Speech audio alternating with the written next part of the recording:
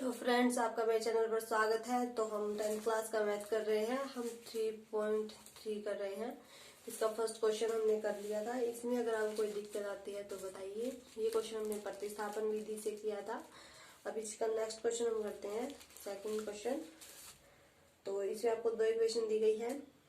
वही आपको प्रतिस्थापन विधि से पहले तो इसे हल करना है, फिर m के लिए जो है वो आपको एक सोल्यूशन निकाल के दिखाना है कि क्या रहेगा, जिसमें x और y की वैल्यू जो आप निकालेंगे उसके हिसाब से। ठीक है, ये करना है इसमें। फिर थर्ड क्वेश्चन जो दिए गए हैं उनमें आपको रैखिक समीकरण युग्म बनाने हैं, उसके बाद उसे प्रतिस्थापन विधि से हल करके x y की वैल्यू निकालनी है। ठीक है, मतलब पहले तो आपको इक्वेशन दी गई थी, आपको सीधा प्रतिस्थापन विधि लगानी थी, लेकिन अब क्या है, अब आपको पहले समीकरण भी बनाना पड़ेगा, उसके बाद आप प्रतिस्थापन विधि लगाएंगे। ठीक है तो स्टार्ट करते हैं सेकंड क्वेश्चन।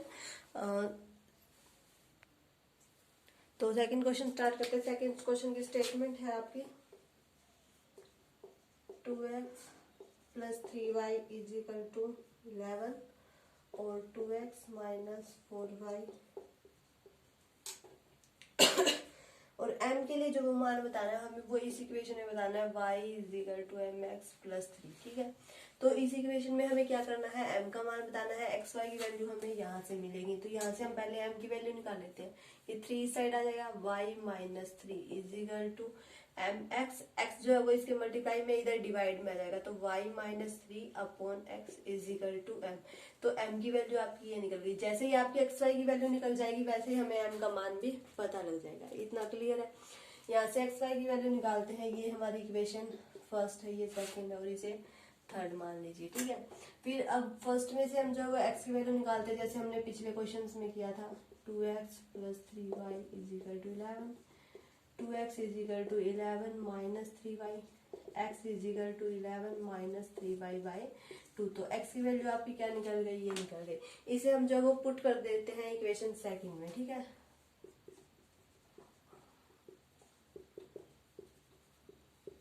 इक्वेशन सेकंड में से पुट कर देते हैं, तो 2 × x की वैल्यू आपकी आ गई 11 - 3y/2 - 4y = -24। 2 से 2 आपका कैंसिल हो गया, तो 11 - 3y - 4y = 24। तो ये हो गया 11 - 7y = में माइनस का 24। तो ये 11 भी उस साइड जाएगा तो माइनस का हो जाएगा, तो माइनस का 24 और माइनस का 11, माइनस का 7y और इक्वल में आ जाएगा माइनस का 35। माइनस से माइनस आपका कैंसिल हो गया। 7y = में 35, y = में 35/7, y = में 5। y की वैल्यू आपकी निकल गई कितनी, 5। y की वैल्यू यहाँ पुट कर दीजिए, इसे इक्वेशन फोर्थ मान लीजिए। ये क्या करना है, हमें पुट करनी है इन इक्वेशन फोर्थ। ठीक है, तो आपकी x की वैल्यू निकल जाएगी। x = 11 - 3 × 5/2, तो 11 - 15/2, तो -4/2 यानी कि -2। तो x की वैल्यू आपकी कितनी निकल गई, -2 निकल गई। अब क्या है, अब हमारे पास x की वैल्यू भी है और y की वैल्यू भी है, तो x और y की वैल्यू मिलने के बाद हम m की वैल्यू निकाल सकते हैं। तो m की वैल्यू निकालने के लिए x y की वैल्यू जो है वो यहाँ पुट कर दीजिए। तो y की वैल्यू कितनी थी, 5 - 3/-2 = m। तो m = 5 में 3 गया 2 - 2, तो ये कैंसिल हो जाएगा -1। तो m की वैल्यू आपकी कितनी आ गई, माइनस। तो इस तरह से आपको करना था। प्रतिस्थापन विधि से हल करके x y की वैल्यू निकालनी थी। x y की वैल्यू निकालने के बाद इसमें पुट करना था आपकी m की वैल्यू। m का मान भी आपको पता लग गया। क्लियर है क्वेश्चन। तो अब स्टार्ट करते हैं थर्ड क्वेश्चन। थर्ड क्वेश्चन का फर्स्ट पार्ट क्या कहता है कि दो संख्याओं का अंतर 26 है। अगर एक संख्या दूसरी संख्या की 3 गुनी है तो उन्हें बताना है। ठीक है, दो संख्याओं का अंतर दिया गया है। ठीक है, माना पहली संख्या x, दूसरी संख्या y। ठीक है, इसे दो संख्याएं दी हैं, हमने लेट कर ली कि आपकी पहली संख्या क्या है, x है, और दूसरी संख्या क्या है, y है। फिर ये कह रहा है कि इन दोनों संख्याओं का अंतर। अंतर का मतलब आप समझते हैं, डिफरेंस डिफरेंस मतलब माइनस, ठीक है। अंतर क्या है आपका, डिफरेंस है दोनों संख्याओं का। डिफरेंस मतलब उन दोनों के को माइनस करने पर जो हमें मिलता है वो। तो x minus Y is equal to 26 ये इसने दिया है, तो ये हमारी इक्वेशन फर्स्ट है, ठीक है। सेकेंड इक्वेशन हमें खुद निकालनी है। इसने कहा कि एक संख्या दूसरी संख्या की 3 गुनी है, यानी कि जो आपका y है वो 3 गुना है इस संख्या का। क्लियर है। इसने कहा कि एक संख्या दूसरी संख्या की 3 गुनी है, तो जो मान आपका y है वो क्या है, 3 गुनी है किससे, x से, ठीक है। ये भी आपका क्लियर होगा। ये इक्वल में क्यों लिखा, क्योंकि ये इसका 3 गुना है, इसलिए इसके इक्वल में आएगा, ठीक है। इतना क्लियर है। यहाँ से हमें x की वैल्यू मिल गई, x इजिकल टू 3y, वो हम यहाँ पुट कर देते हैं, ठीक है, इक्वेशन फर्स्ट में। तो 3y minus Y is equal to 26, 2y equal to 26, y equal to में 13। y की वैल्यू आपको मिल गई कितनी, 13।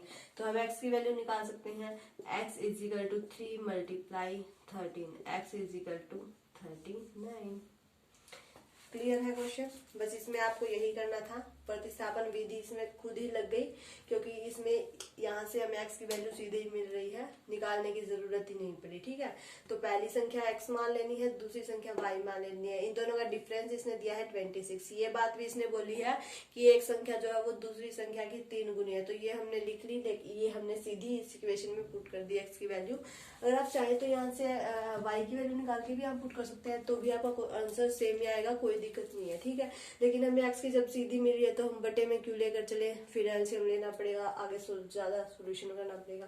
तो 3y सीधा ही ले लिया, तो x y की वैल्यू आपकी निकल गई, ठीक है। इस तरह से आप जो है इनके पहले समीकरण बनाएंगे, उसके बाद क्वेश्चन सोल्व करेंगे। तो सेकंड क्वेश्चन करते हैं। थर्ड का सेकंड पार्ट आपका कहता है कि दो संपूरक कोणों में बड़ा कोण छोटे कोण से 18 डिग्री अधिक है। तो पहले आप जो हमें निकालना होता है ना, तो वो हम पहले लेट करके चलते हैं, ठीक है। तो हमने मान लिया कि जो आपका बड़ा कोण है वो x है, और जो आपका छोटा कोण है वो y है, ठीक है। ये तो आपने लेट करके चलना है, मानना है, ठीक है, क्योंकि ये हमें निकालने हैं कि बड़ा कोण क्या है और छोटा कोण आपका क्या है, ठीक है। फिर देखिए इसने क्या कहा कि दो संपूर्ण कोणों में बड़ा कोण छोटे कोण से 18 डिग्री अधिक है। 18 डिग्री अधिक है। अगर इन दोनों को मैं माइनस कर दूं तो वो इक्वल आएगा किसके, 18 डिग्री के, ठीक है।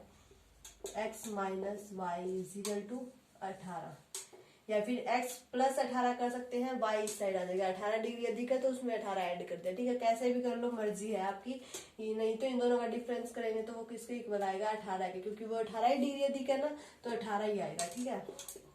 ये इक्वेशन फर्स्ट बन गई। नेक्स्ट देखिए इसने एक बात और ये कही है कि दो संपूरक कोण है। कौन कौन से है, संपूरक कोण है। तो हम जानते हैं कि जो आपके संपूरक कोण होते हैं उनका जब हम मतलब जोड़ करते हैं तो वो आपका कितना आता है, 180 डिग्री आता है। अगर संपूरक कोण दिए गए हैं तो अगर हम उनका जोड़ करेंगे तो वो आपका किसके इक्वल आएगा, 180 डिग्री के इक्वल आएगा। तो यहाँ से हमें सेकंड इक्वेशन मिल गई। अब इन दोनों को हम प्रतिस्थापन विधि से हल कर सकते हैं। यहाँ से हम जो है वो x की वैल्यू निकाल सकते हैं, 18 प्लस वाई, जो ये है ये इसमें पुट कर देते हैं, ठीक है। 18 plus Y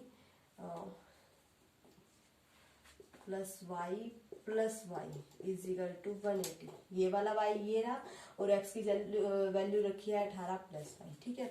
18 plus 2y is equal to 180। 2y is equal to में 180 minus 18, 2y is equal to में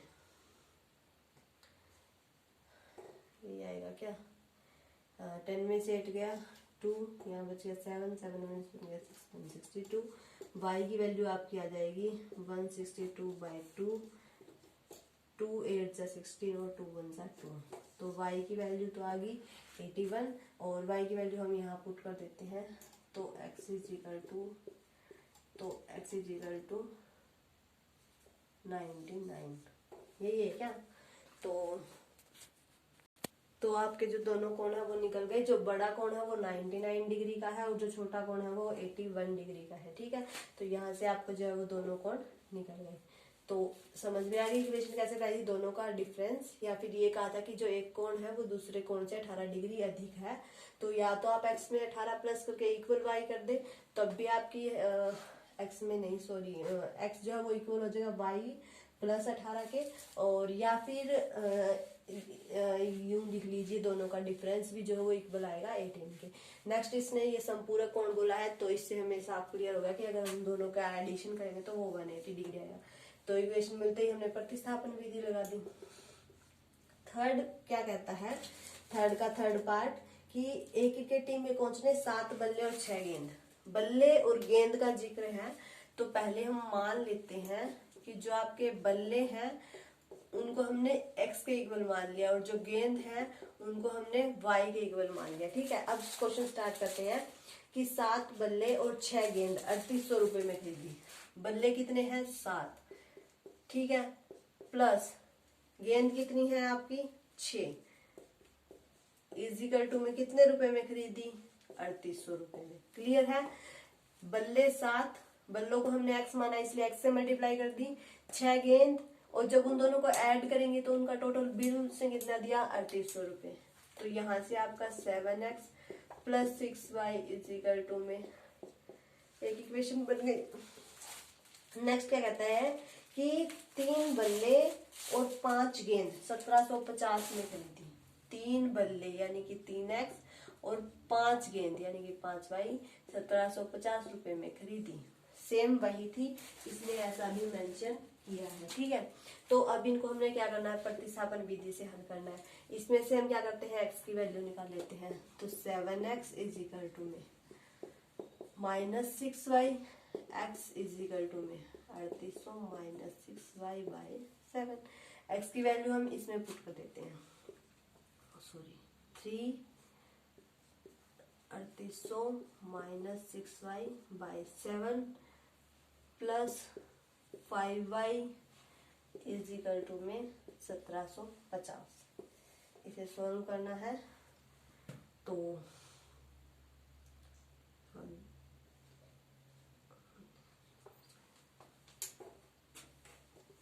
3 की जो है वो इसके साथ मल्टीप्लाई कर दी, 6 3 18y upon 7 plus 5y is equal to में 1750। तो 11400 माइनस 18y 7 पंजू 35 प्लस के 35y इज इक्वल टू में 1750 मल्टीप्लाई 7। ये 7 का एलसीएम ले लिया, इसके साथ तो मल्टीप्लाई कर दी, और ये यहाँ जाकर इसके मल्टीप्लाई में होगा। क्लियर है इतना? अब 35 में से 18 गया तो कितना बटेगा? 17y इज इक्वल टू में 1750 मल्टीप्लाई 7 माइनस 11400। तो y इज इक्वल टू आ जाएगा आपका 1750 मल्टीप्लाई 7 माइनस 11400 बाय 17। तो इसको क्या करना है? अब सोल्व करना है। ठीक है, तो 1750 की पहले 7 के साथ मल्टीप्लाई कीजिए।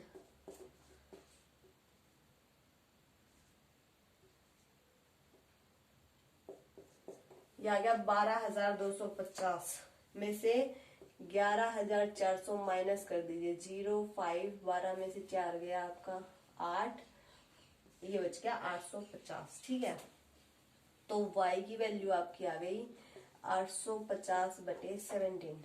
तो y की वैल्यू आ गई, तो इसे सॉल्व करने पर 17 5 85 50। तो y की वैल्यू आपकी कितनी आ गई? 50 रुपए। यानी कि जो गेंद है वो आपकी 50 रुपए की है, तो वो बल्ला यहाँ से निकाल लेते हैं हम।